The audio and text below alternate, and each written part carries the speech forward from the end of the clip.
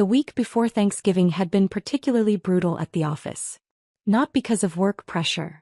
Running Meridian Solutions, the largest business consulting firm on the West Coast, came naturally after 12 years of building it from nothing. The stress came from knowing I'd have to sit through another family dinner where everyone discussed my failure to launch, while I carved turkey and pretended their opinions mattered. My assistant Jessica had tried to convince me to skip it entirely. "Miss Thompson, you're closing the Morrison Industries deal next week. That's a $300 million restructuring contract. You don't need to subject yourself to this." But family was family, even when they thought you were a glorified coffee fetcher who'd never advanced beyond answering phones and scheduling meetings. The misconception had started 8 years ago, back when I was genuinely working as an executive assistant while building Meridian on nights and weekends. I'd taken the secretary job at Henderson and Associates specifically to learn how major consulting firms operated from the inside, how they pitched clients, managed projects, structured deals. Most MBA programs teach you theory. I wanted to understand the real mechanics of high-stakes business consulting. When family asked about work during those early days, I'd say I was working in business consulting or helping companies with organizational restructuring. Somehow, this translated into "Sarah is a secretary," and once that narrative solidified, it became impossible to correct without seeming delusional. The first time I tried to explain that I'd started my own firm, Uncle Mike had chuckled and said, "That's great, honey. It's good to have goals." When I'd mentioned landing my first major client, a $50,000 contract to streamline a manufacturing company's operations, Dad had nodded approvingly and said, "See? All that experience answering phones is paying off. Maybe you can work your way up to office manager." Eventually I stopped trying to correct them. It was easier to let them maintain their delusions than to deal with their skepticism. And honestly, there was something darkly amusing about listening to them debate my career prospects while I was quietly building a consulting empire that would eventually employ half the business graduates they held up as success stories. But this Thanksgiving felt different. Maybe it was because Meridian had just been named Consulting Firm of the Year by Businessweek. Maybe it was because we'd grown to 2,400 employees across 15 offices. Or maybe it was because I'd finally gotten tired of being treated like the family charity case at 30 years old. The dinner was being held at my parents' house in Bellevue, the same 4-bedroom colonial where I'd grown up, where family photos still showed me in my high school cap and gown next to my brother David's Harvard MBA and my sister Jennifer's medical degree. I arrived precisely at 3 p.m., carrying the green bean casserole I'd been assigned to bring. Mom greeted me at the door with her usual mixture of love and pity. "Sarah. Oh honey, you look tired. Are you getting enough sleep? I worry about you working such long hours for so little pay." "I'm fine, Mom. The casserole's still warm." "Wonderful. Everyone's already here. David flew in from New York and Jennifer drove up from Portland. They've been telling us about their latest promotions." Of course they had. David was a vice president at Goldman Sachs now. Jennifer had just been named head of cardiology at her hospital. Meanwhile, their sister Sarah was still answering phones and making coffee at some small consulting firm no one had heard of. The living room was full of the usual suspects. Dad was holding court from his recliner. Uncle Mike and Aunt Linda were on the couch with their twin boys, my cousins who were both fresh out of college and already making more money than their secretary aunt apparently ever would. Jennifer and David were standing by the fireplace, drinks in hand, looking every inch the successful professionals they were. "There she is," Dad announced as I entered. "Our little secretary. How are things at the office, sweetheart?" "Busy," I said simply, accepting the glass of wine Mom pressed into my hands. "I keep telling her she should look into going back to school," Mom said to the room. "Maybe get a business degree, try to move up in the world." David nodded seriously. "It's never too late to pivot, Sarah. I have connections at some good MBA programs. The application deadlines have passed for next fall, but maybe the year after." "That's very thoughtful," I replied, not mentioning that I'd been a guest lecturer at 3 MBA programs this semester, teaching case studies on organizational restructuring that I'd personally designed and implemented. "The problem is she's gotten comfortable," Jennifer chimed in, settling into her favorite role as the family's voice of tough love. 30 years old, same job for 8 years, no real ambition to advance. At some point you have to take responsibility for your own lack of progress. Uncle Mike leaned forward. "What kind of company is it again?" Henderson something. I actually left Henderson 6 years ago, I said. I work for a different firm now. Oh. Mom looked surprised. You never mentioned changing jobs. What's this new company called? Meridian Solutions. Dad frowned. Never heard of it. Is it bigger than Henderson? Somewhat, I said, not elaborating that Meridian's annual revenue was roughly 50 times what Henderson brought in. Well, as long as you're happy, Aunt Linda said with the kind of gentle condescension usually reserved for people discussing their stamp collections or model train hobbies. Dinner was the usual mix of family updates and pointed observations about everyone's career trajectories. David regaled us with stories from Goldman Sachs, the high-stakes deals, the international clients, the bonuses that exceeded most people's annual salaries. Jennifer talked about her latest surgical innovations and the research paper she was publishing in a major medical journal. Then the conversation turned to me. So Sarah, David said, cutting into his turkey, are you still doing the same kind of work? Filing, scheduling, that sort of thing. I handle client relationships and project management, I said carefully. That's great. Jennifer said encouragingly. So you've moved beyond just answering phones. That's real progress. Dad swallowed his mouthful of mashed potatoes. The important thing is that you're contributing something. Honest work has dignity, even if it's not glamorous. Absolutely, Uncle Mike agreed. Not everyone can be a doctor or investment banker. The world needs secretaries and administrative assistants too. Essential workers, Aunt Linda added, as if I deserved a pat on the head for my service to society's basic functioning. I was cutting my turkey very carefully, focusing on making precise, even slices while my family discussed my career like I was a mildly interesting case study in underachievement. The thing that worries me, Mom said, her voice taking on that particular maternal tone of loving concern, is what happens when you get older? Administrative work doesn't really have a growth trajectory. And you're 30 now, you need to start thinking about retirement savings, benefits, maybe buying a house someday. Your mother's right, Dad said, warming to one of his favorite subjects. I've been in manufacturing for 35 years, and I've seen plenty of people get comfortable in entry-level positions. They think they're fine, but then they wake up at 50 with no savings, no advancement, no security. David nodded seriously. The administrative job market is tough, especially for older workers. You might want to consider transitioning into something with more growth potential while you still can. Like what? I asked, genuinely curious about their career advice. Well, Jennifer said thoughtfully, you could go back to school. Get a degree in business administration, maybe human resources. Build on the skills you already have. Or you could look into government work, Uncle Mike suggested. The post office has good benefits. Job security. The post office? I repeated. Don't be snobby about it, Dad said sharply. Postal workers make decent money and they have pensions. That's more than you can say for most private sector administrative jobs. I took a sip of wine and tried to imagine explaining to my board of directors that my family thought I should consider a career change to mail delivery. The point is, Dad continued, really getting into his stride now, you can't just drift through life hoping things will work out. You're 30 years old, Sarah. 30. Most of your high school classmates are married, have kids, own homes, have real careers. What do you have to show for the last decade? The question hung in the air like smoke. Everyone was looking at me with varying degrees of pity and concern, waiting for me to acknowledge the fundamental disappointment I'd become.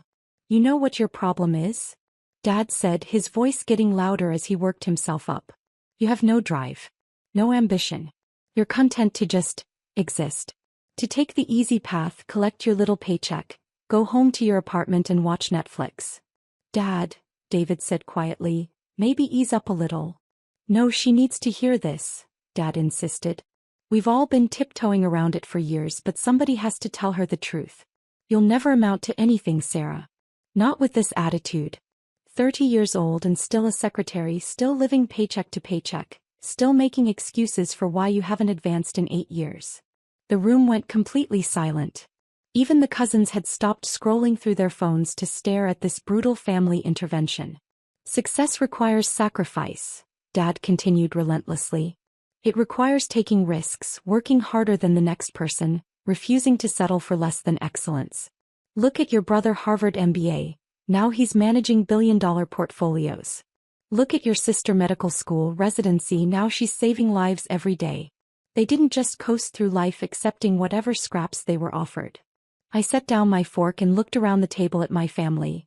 These people who loved me enough to invite me to Thanksgiving dinner but thought so little of my capabilities that they genuinely believed I'd spent 30 years accomplishing essentially nothing. But you. Dad shook his head sadly. You took the first easy job you could find and never tried to do better. You'll never amount to anything because you don't want to amount to anything. Richard, Mom said softly, that's enough. Is it? Because I've been watching my daughter waste her potential for a decade, and I'm tired of pretending it's fine. She's 30 years old with nothing to show for it except a secretary job that any high school graduate could do. I picked up my wine glass and took a long, careful sip. You're right, Dad. I should probably be more ambitious. The agreement seemed to catch him off guard. He'd been prepared for defensiveness or tears, not acknowledgement. Well, he said, slightly deflated. Good. That's good that you recognize it. I do, I said calmly. In fact, I've been thinking about making some changes. Mom looked relieved. What kind of changes, sweetheart? Oh, just some adjustments to my current work situation. Nothing dramatic. The conversation moved on after that, but the mood had shifted. Dad seemed satisfied that he'd finally delivered the wake-up call I apparently needed. Mom was hopeful that maybe this would be the push to get me back on track. Jennifer and David were supportive but cautious, clearly worried that I might do something impulsive and make my situation even worse. I finished my dinner quietly, helped clear the table, and left around 7 p.m. with a container of leftover turkey and promises to think seriously about what Dad had said. The drive back to my penthouse apartment took 40 minutes. I spent most of it on a hands-free call with my head of mergers and acquisitions, finalizing details for Monday's announcement that Meridian Solutions would be acquiring Morrison Industries, the manufacturing conglomerate where my father had worked for 35 years. It wasn't personal. Morrison had been in financial trouble for 2 years, hemorrhaging money due to outdated processes and bloated management structures. We'd been approached by their board 6 months ago to handle the restructuring, but after reviewing their books, I'd recommended acquisition instead. At $2.8 billion, it was the largest deal in Meridian's history, but Morrison's supply chain relationships and manufacturing capabilities were exactly what we needed to expand into industrial consulting. The fact that Dad worked there was purely coincidental. The fact that Monday's acquisition would put me in control of his payroll was just serendipitous timing. I spent Saturday morning reviewing the final contracts and Sunday afternoon at the office, briefing my senior partners on the integration timeline. Morrison's employees would be notified Monday morning, after the markets opened and the acquisition was officially announced. Most would keep their jobs. I wasn't interested in destroying lives just to improve profit margins, but there would definitely be some management restructuring. Monday morning arrived crisp and clear. I was in my office by 6 a.m., watching the pre-market trading while my legal team handled the final paperwork. At 9:30 a.m. Eastern, the opening bell rang, and Meridian Solutions officially became the parent company of Morrison Industries. The press release went out at 10 a.m. Pacific Time. Meridian Solutions completes $2.8 billion acquisition of Morrison Industries, read the headline in the Wall Street Journal. The article included a photo of me shaking hands with Morrison's former CEO, along with a quote about our plans to preserve Morrison's manufacturing excellence while implementing Meridian's proven operational efficiency models. Dad's phone call came at 10:47 a.m. Sarah. His voice was strained, confused. Honey, I need to ask you something and I need you to tell me the truth. What's wrong, Dad? I just got an email about some kind of corporate restructuring at Morrison. They're saying we've been acquired by a company called Meridian Solutions. And the thing is... He paused and I could hear papers rustling. The thing is, that's the company you work for, isn't it?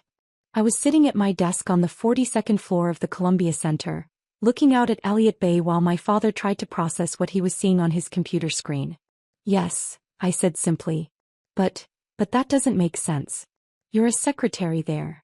Actually, Dad, I'm the founder and CEO. The silence stretched so long I wondered if the call had dropped. That's not possible, he finally said. I started Meridian 12 years ago while I was working at Henderson and Associates. Remember? I kept telling you I was building my own consulting firm, But you thought I meant I was hoping to get promoted to office manager someday. More silence. Sarah, this isn't funny. Morrison Industries is a $3 billion company. $2.8 billion, actually. That's what we paid for it. I could hear him breathing on the other end of the line, trying to make sense of information that didn't fit his understanding of reality. This is impossible, he said again. You work as a secretary. You answer phones. I used to work as a secretary 8 years ago while I was learning the consulting business from the inside. I haven't answered phones since 2018. But you never said. I tried to tell you, Dad. For years. Every time I mentioned starting my own firm, you thought it was a cute fantasy.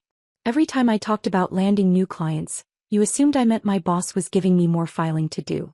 Every time I tried to explain what Meridian actually did, you nodded politely and changed the subject. The papers were rustling again. I could picture him scrolling through the press release, seeing my name listed as CEO and founder of the company that had just purchased his employer. Sarah Elizabeth Thompson, he read aloud, his voice hollow. Founder and Chief Executive Officer of Meridian Solutions. Age 30. Recognized as Business Week's Consulting Executive of the Year. That's me. You're 30 years old, he said weakly. Yes. And you own the company that just bought Morrison Industries. I own 68% of Meridian Solutions, which as of this morning owns 100% of Morrison Industries. Another long pause. How much? His voice cracked. How much is your company worth? I looked at the latest valuation report on my desk. Based on this morning's acquisition, the investment banks are estimating Meridian's total value at around $12.3 billion. The phone went completely silent. For a moment I thought he'd hung up, but then I heard what sounded like him sitting down heavily in a chair. $12 billion, he whispered. Give or take. You're worth $12 billion? Well, 68% of $12 billion, so closer to $8 billion personally. Though most of that is tied up in company equity, not liquid assets. I heard Mom's voice in the background asking what was wrong. Dad's voice was muffled as he explained to her that our secretary daughter had apparently just bought his company. Sarah, he said, coming back to the phone, I don't understand any of this. How is this possible? When did this happen? It's been happening for 12 years, Dad. Meridian started with me and 2 partners working out of my apartment. Our first major client was a small tech company that needed help streamlining their operations. I charged them $50,000 for 6 months of work. We used that money to rent a real office and hire our first employees. I could hear Mom in the background now, her voice getting higher as Dad apparently showed her something on his computer. By year 3, we had 40 employees and were handling restructuring projects for mid-sized companies. Year 5, we opened our second office in Portland. Year 7, we went international with an office in London. Last year, we opened our 15th location in Singapore. 15 locations? Dad's voice was barely audible. We employ 2,400 people across North America, Europe, and Asia. Our clients include about 40% of the Fortune 500. We've handled restructuring projects worth over $60 billion in total value. Mom had apparently taken the phone from Dad. Sarah, honey, is this some kind of joke? She said. Because if it is, it's not funny. Your father is having chest pains. It's not a joke, Mom. Google Sarah Thompson Meridian Solutions if you want to see the news coverage. I heard rapid typing, then Mom's gasp. Oh my God. Richard, she's on the cover of Forbes magazine. She's on the Forbes magazine cover, Richard. Dad's voice came back, shaky and confused. The Forbes thing. When was that? 6 months ago. The article was about women entrepreneurs who built billion-dollar companies before age 35. They interviewed me for 3 hours about Meridian's growth strategy. Why didn't you tell us? The question I'd been waiting for. I leaned back in my chair and looked out at the Seattle skyline, a city where I now employed more people than some companies had total customers. I tried to tell you, Dad. For 12 years I tried. Every Thanksgiving, every Christmas, every family gathering I tried to explain what I was building. But you'd already decided who I was, the secretary daughter who'd never amount to anything, and nothing I said could change that narrative. But we would have been proud of you, Mom said, her voice thick with emotion. We would have celebrated with you. Would you have? Because last Thursday you spent 2 hours telling me I needed to go back to school, maybe look into government work. definitely get more ambitious about my career prospects. David suggested the post office might be a good fit. The silence was deafening. You told me I had no drive, no ambition, that I was content to just exist and collect my little paycheck, I continued. You said I'd never amount to anything because I didn't want to amount to anything. Sarah, we didn't know. You didn't know because you never asked. Not once, in 12 years, did anyone in this family ask me a direct question about what my actual job responsibilities were. You assumed I was answering phones because that fit your expectations and you never looked deeper. I could hear Dad crying in the background now. Mom's voice was shaky when she spoke again. What does this mean for Morrison? For your father's job? Dad's job is safe. Everyone's job is safe, actually. We're not planning any layoffs. Morrison's problems are structural and process-related, not personnel-related. We'll be implementing new systems and providing additional training, but we need experienced people to help with the transition. And your father, he'll be working for you now? I considered this. Dad was a quality control supervisor, good at his job, well respected by his team. He was also about to discover that his 30-year-old secretary daughter was now his ultimate boss. Technically, he works for Morrison Industries, which is now a wholly owned subsidiary of Meridian Solutions. I don't get involved in day-to-day personnel decisions at our acquired companies. But you could fire him if you wanted to. I could fire anyone I wanted to, Mom. I could shut down the entire company if I felt like it. That's what ownership means. The weight of this seemed to be settling in. Their secretary daughter, the family disappointment, the one who'd never amount to anything, now controlled the livelihood of not just Dad, but his 3,400 co-workers. Sarah, Dad's voice came back, stronger now but still shaky. I owe you an apology. A big one. You owe me 12 years of apologies, Dad. You're right. God, you're absolutely right. We've all been so wrong about you. So completely wrong. Yes, you have. Can you forgive us? Can you forgive me for what I said on Thursday? I thought about this question while watching a container ship navigate through Elliott Bay 42 floors below.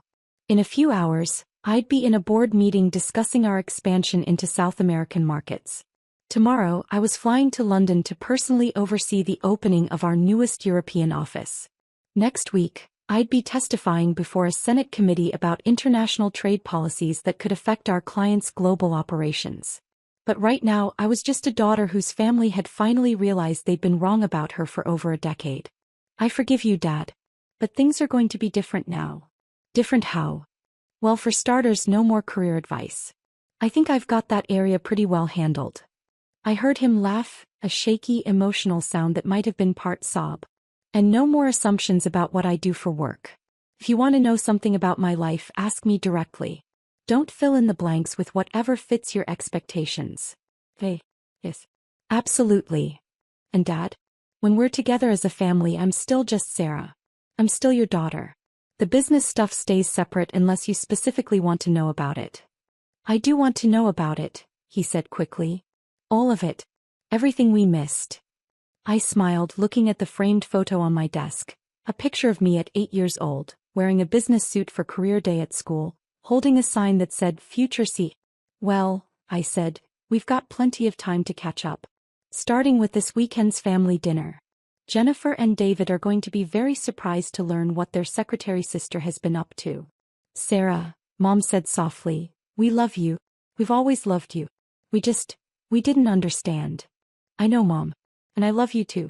But next time someone in this family claims to know what's best for my career, maybe remember this conversation. After I hung up, I sat quietly in my office for a few minutes, processing what had just happened. My assistant knocked and entered with the afternoon's schedule, 3 client meetings, a conference call with our London office, and a working dinner with the team handling our expansion into renewable energy consulting. Everything all right, Miss Thompson? Jessica asked, noting my expression. Just some family business, I said, straightening my suit jacket. Nothing that can't wait until after we finish revolutionizing the consulting industry. She smiled and left me to prepare for the afternoon meetings. Through my office windows, Seattle spread out below like a map of possibilities. Somewhere out there, my father was probably still staring at his computer screen, trying to reconcile 30 years of assumptions with the reality that his secretary daughter now owned his company. It would take time for the family dynamics to adjust. Years probably. But for the first time in over a decade, I wouldn't have to sit through Thanksgiving dinner listening to career advice from people who thought I needed help finding a job with better benefits. Sometimes the best revenge really is massive success. Even when it takes your family 12 years to notice you achieved it.